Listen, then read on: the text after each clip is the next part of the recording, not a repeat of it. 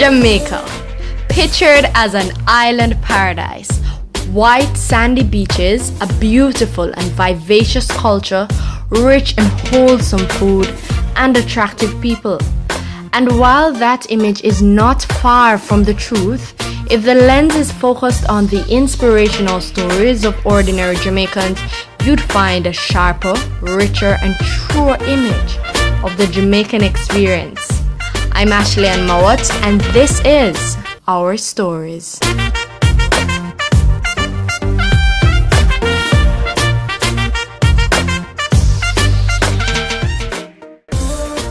In this installment of Our Stories, poet Xavier Frazer explains what happened after he was wrongfully accused of murder. In 2014, Xavier fled from his home community, Matthews Lane, in downtown Kingston, after he was wrongfully accused of killing one of his childhood friends. The versatile poet recalls explaining his innocence to the family of the deceased boy, but he was met with threats and violence. In one instance, he had to make a mad dash out of the area to escape an angry friend of the deceased who was bent on killing him. When I sat down with the young Jamaican poet, he told me that despite that tragic ordeal, he still visits Matthews Lane every day. You know, 2014, I was wrongfully accused of killing somebody. At the time of the murder, what they say I did, I was at work. And I was working at the National Gallery then as security guard. And I got a call around 5-something. You know, Phone call from who? I got a phone call from one of my friends. And first thing he asked me for a person, which I was like, I don't know this person.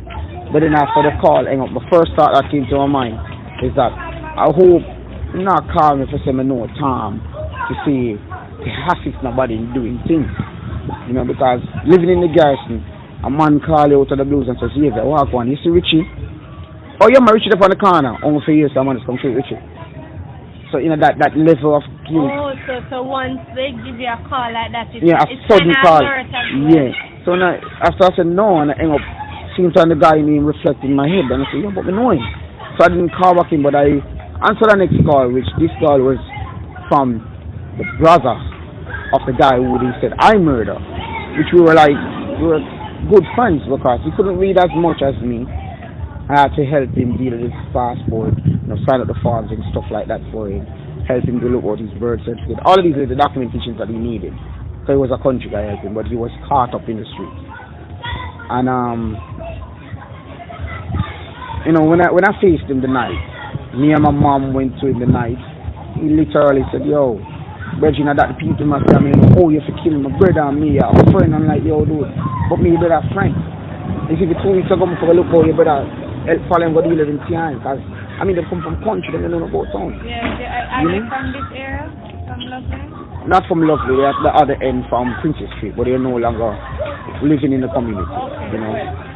Over the course of 2014 till even now, there's been a little, not even like a big field where a whole heap of youths have lost their lives.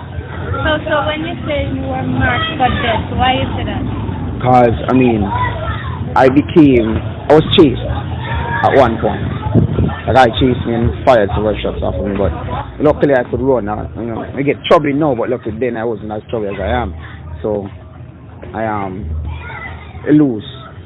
I escaped unscratched, but with that, a few days after that, luckily for me, for some people it was not that easy. Look for me, I had a visa. So I had to I took myself away. So you went abroad? Yeah, and I spent 503 weeks in the States until my grandma passed away. I came back home, I had to resign my job which I held for 5 years, and all that kind of shake up the whole period of my life. Because I was sitting firm in my job. So why do you think they believe that you do this? You see, in the garrison, when you're different, you're always an outcast. So if you're not with the crowd, then you're against the crowd. And it's been happening to a lot of youth. A lot of youth don't want to be a part of the culture of the gang thing. but because they don't want to be seen as a fool or be taken as a fool, they just have to join it. You know, and it's a sad reality. Trust me. People don't understand the girls' lifestyle. And as I said, Soul Cry is one for that matter that identifies a lot of these things, you know. And it identifies highlights, especially with the infamous die culture.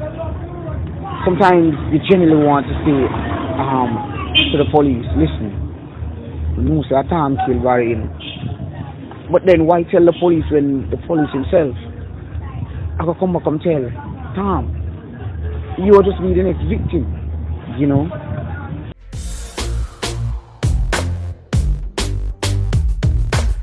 Home. When I hear screams, I remember the bullet-riddled body lying in the street, right outside my bedroom window. A single one-room abode that I happen to share with insects. And when it rains, I have to rearrange the furniture. A room situated behind crooked and hole-filled zinc fences, as rubbish burn in the distance, filling the sky with ash-gray particles. The bellowing screams can be heard atop the multiple explosions as the sirens blare everywhere.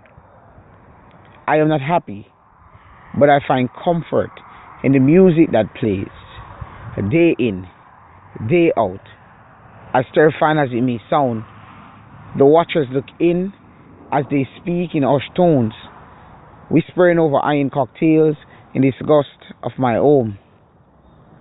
A superb architecture of inner city ingenuity, an exceptionally indigenous style of craftsmanship, a royal palace fit for no king, a dilapidated establishment rescued only by a timely marriage, the disorganized union of nails and boards, a nutritious and tasty meal on which my roommates, the termites, feed. That is my home, a place where lives are strewn like seeds but not nurtured. Growth is not expected, and if you're not gang related, then you must be police affiliated. Those who are educated leave, the rest who can't are annihilated. There's little sympathy and a lot less pity in this broken heart of a city. That was Home, written and voiced by poet Xavier Frazer.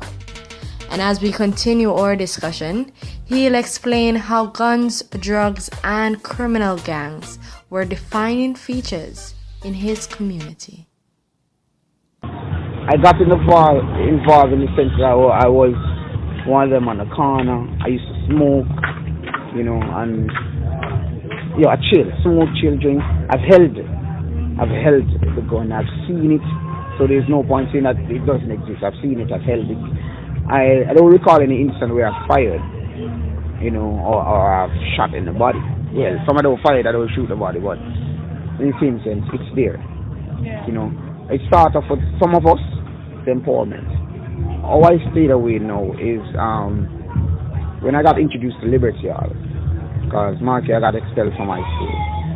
You know, I used to attend KC, I got expelled, started Holy Trinity with the help of my guidance counselor from KC and a police officer, but that was short-lived. I went up to 11th grade. What year was that? I got expelled in 2003 from KC. Started Holy Trinity the September of 2003 and stopped around 2004 because at the time I reached the threshold to go to 11th grade. And after getting expelled, you know, mommy kind of disappointed because I started, you know, KC, you know, a career school that, you know, so everybody was expecting a lot of things from me, but the pressures of being child of an absentee father, that's a difficult task. Enough of us young boys in the garrison to really wrap our heads around that and say, all right, we're going to proceed. Those who don't possess the self-intrinsic motivation won't go further than becoming a corner thug.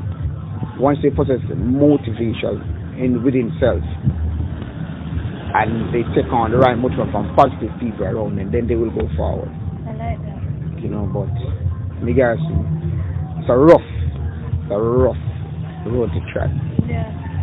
So you say you stayed away when you were at Liberty Hall. Right. I got introduced to Liberty Hall by a friend by the name of Andy Green. And alright. Andy Green used to go there in their the community development program where they had at the time when the building was being refurbished. So I used to follow Andy Green, but I never went in the building. I stayed outside. Why? You know, I just never saw myself going inside the place. You know, I think I wasn't going to fit in with that crowd. But then, a lady by the name of, I call her my big sister, because trust me, Miss Patrick, she's now Miss Patrick Shaw. You know, Miss Patrick was, or Miss Shaw, she's one of those persons who, she knows about the Garrison story, but she was somewhat cushioned. But she still lends a helping hand to really pull people from that sort of scenario by creating programs that people could really delve into. So one day she came at the gate and said, "Come inside." I'm like, "No, I'm coming here." So another time they had some refreshments, and I was outside, so she brought some refreshments. And she said, "You can come in, you know, you always still tell them." I said, "Nah, man." Eventually went in, and from I went into that place, I'm still there. I ended up I was a student in the after school program. I learned my first set of computer literate skills there. I went on from being a student to a volunteer. At one point I was granted a scholarship. But you know, to go and refinish my secondary education, but granting a scholarship was one thing, but not having the headspace to say, "Yo, you get a second shot. Go for this." You never? You know, like I said, you stop with school for a minute and you're there on your block. So you thought that enough of us thought that, yo, that is it. I'm on school, I run the street. I mean, you get caught up in a gang, so you call it like extortion, Ray. You might have to start holding the machine, whichever way it is. You know, so when I got that certificate, you know, I actually got to the classes, you know, but my head wasn't in the game. You know, I mean, I flunked it. The lady who granted me the scholarship, Dr. McFarlane, she, first before it was granted, she asked a few of us to write, like, the college. Right, I wouldn't say it's a testimony. Write something to see why you should be the recipient. Yeah, why should you be the recipient? And fortunately for me, my own struck nerves, so I was granted it, but then I flunked it. Not intentionally, but it just, you know, it happened. And I sort of felt ashamed at that point. I stopped coming to Liberty Hall for almost a year. 2006. Okay. I stopped coming to Liberty Hall for almost a year. But then one day something said, "Yo, you need to go back at Liberty Hall." So I took myself up, went over there. Unfortunately for me, everybody was out on the patio having lunch on that day. I felt like I was cursed because I wanted just to see Miss Shaw, talk to Miss Shaw and things. But Miss McFarlane, there was Nicosia Shakes, Teresa Smith, and C.B. Taylor, who Miss Shakes was a researcher, Miss Shaw was the administrator at the time, Miss Smith was the library assistant, and Miss Taylor was a computer teacher. And trust me, everybody was there, shocked to see me, and you know, spoke with me. McFarlane, you know, she spoke nice to me, you know, all the time. But then, you know, it just turned part of coming now and then. You know, she really, at one point there was an opening for the gallery attendant and gift shop manager, and she said, if it was there setting up the things in the museum, and while there, she says, "Xavier, how much do you have again?" You know, reality hit me again this time. Like, I never get anything in a Miss Mark. And she, you know, she almost blurted out some profanities at me. And she got that was the only time I've ever saw her mad in all the things I know her. You know, so she you know, it went off and thing. Then following year of 06, I became we were there, you know, I was still trying to do things, you know, I was still doing the regular participation as a volunteer and stuff. You know, but what Miss McFarlane always do and the ladies, they always, highlight me, you know, with every little thing, no matter how much time I feel, they never gave up on me, and, you know, I kept feeling, you know, it's not a matter to say they tried to conform me, but, you know, you still cling to your environment. But what they did know, that was miraculous on my part. You know, they started to put me out there.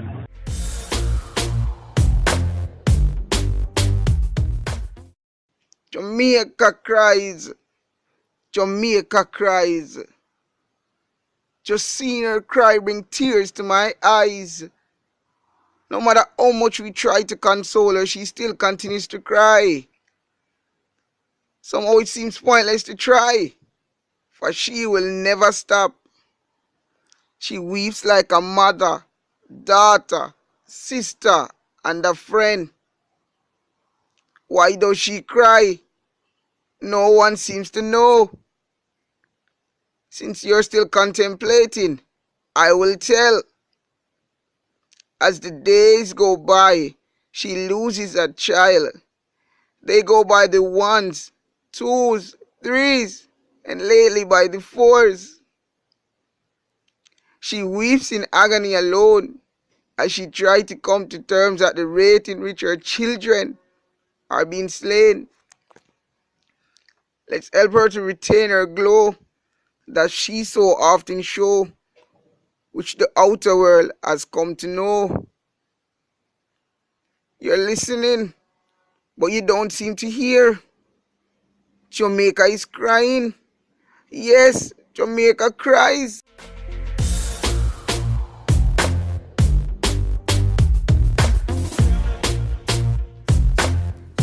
That was Jamaica Cries by poet Xavier Frazer. His family at Liberty Hall was good to him. He tells us more.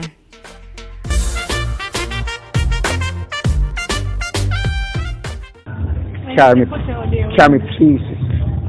Put me in a different environment. Like they used to on trips they carry to Rose Hall, they carry to Duns, you know. Carry places where I see different people, not the regular set of people I'm accustomed to. And that sort of helped mold me more and more to see that there's more to life than just stuck in one shell, in one environment, you know. And I still haven't gone deep into pursuing further education, but it's on the agenda because I'm no longer just Xavier by the sense. I'm a father. Yes, I have two daughters. Both are, one is 7 and one is 8, a year apart. You know, so all this, you know, I have to really know. So you need to set a platform for them girls here. You know, and me being a child of an absentee father, the boy and the dead wasn't there. I had to really change the mindset and think ahead of the game. Yeah. You know. Yeah. So basically, that was one of the focal point. The focal point of changing was the 2014 law. I've seen many things, but tend to get yourself in the pickle. That was it. The book, no. Why did you decide to put all your stories together and publish them? Yeah. It's a means to tell the stories that others don't get to hear in a format or in a form that is not usually told. Can you hear it in the music, especially like a version song, dumpling and butter, which is the reality of living in the gas when there's no food. But in terms of to hear someone telling you about his environment in a poetry setting, you know, you have a bit of Pain who does some strong vocal poetry like that, but he's mostly a dub. And you have what's his name, Stepper, you know them mothers and them things, but at the same time, so how I deliver mine, I might not do the poetry stuff out there like them, but You don't do spoken word? I do a few open mics, but I started lost interest because the feedback from that audience, you know, I didn't think they were trying to understand or connect with the piece in sense. They were just trying to see it Alright, if it's poetry, it should have all of these literary devices. Okay. You know? Okay. And I think, I wouldn't say poetry is dead in Jamaica, but I think too much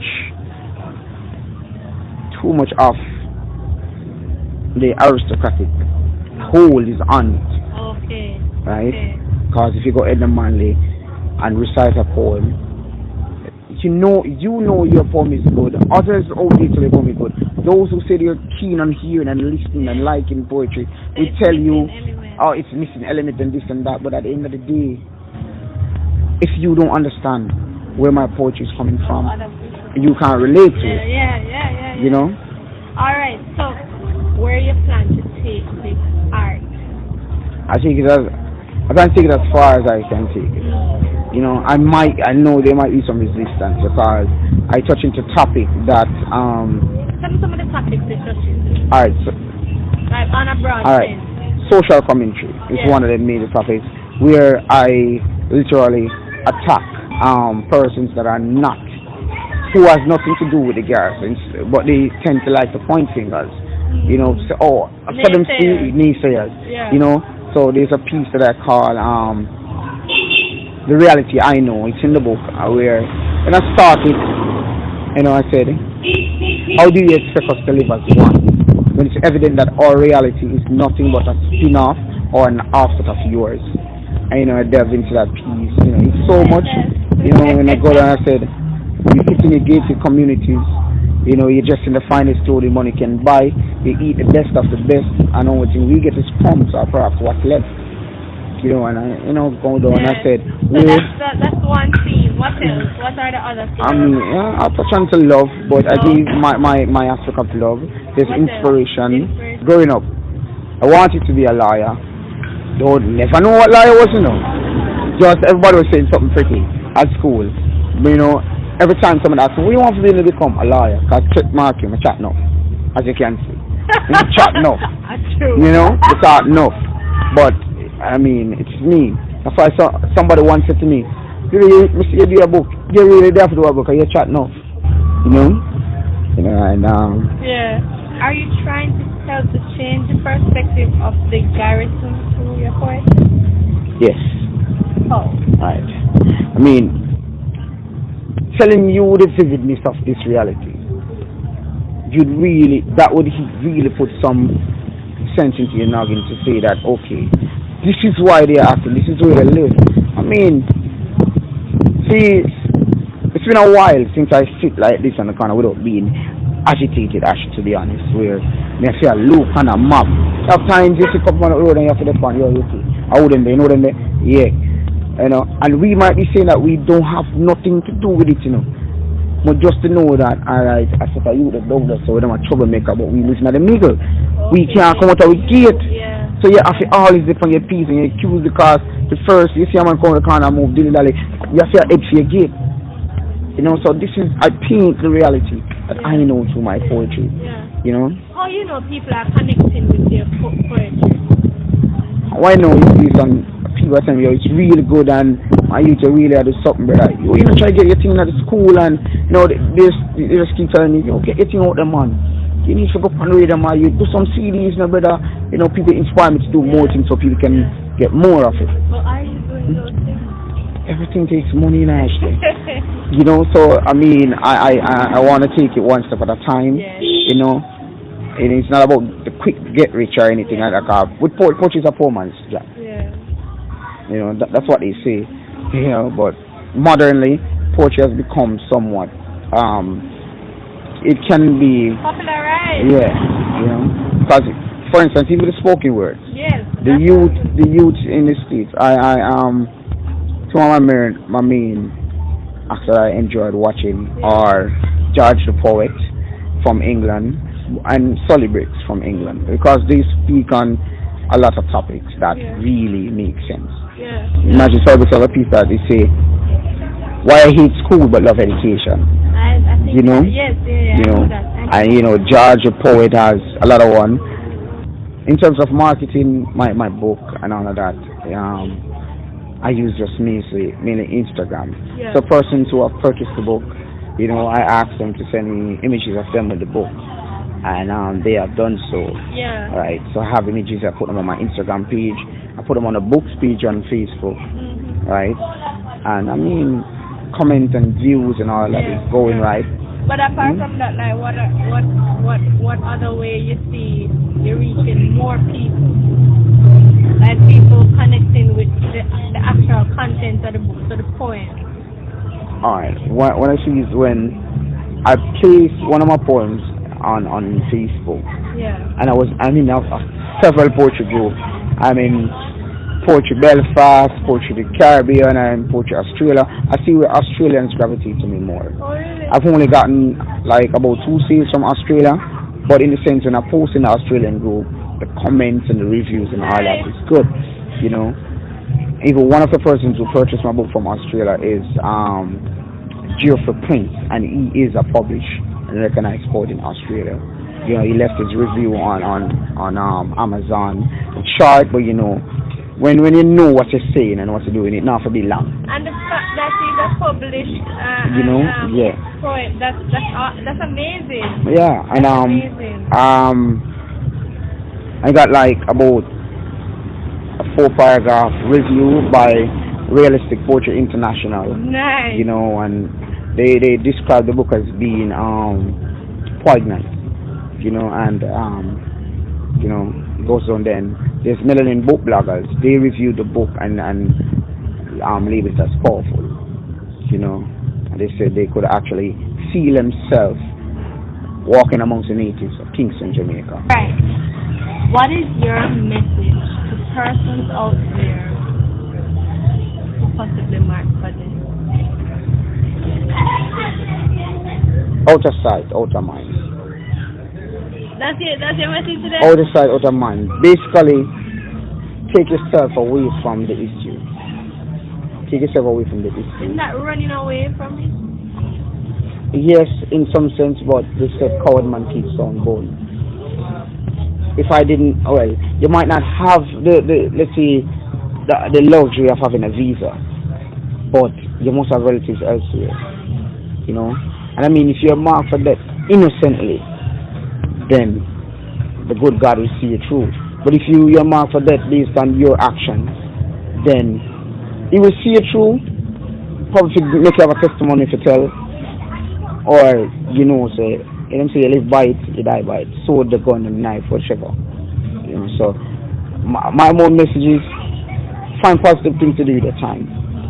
You know, take yourself away from all the negativity because it will pay off well. My cousin never lived to see his 21st. Today I'm months away from being 30. I'm grateful for that. Because I have friends, as I said, Mr. Davis' son never left to see his I don't think he's lived to see his 24th. Lived to see 21 in the garrison as a marker.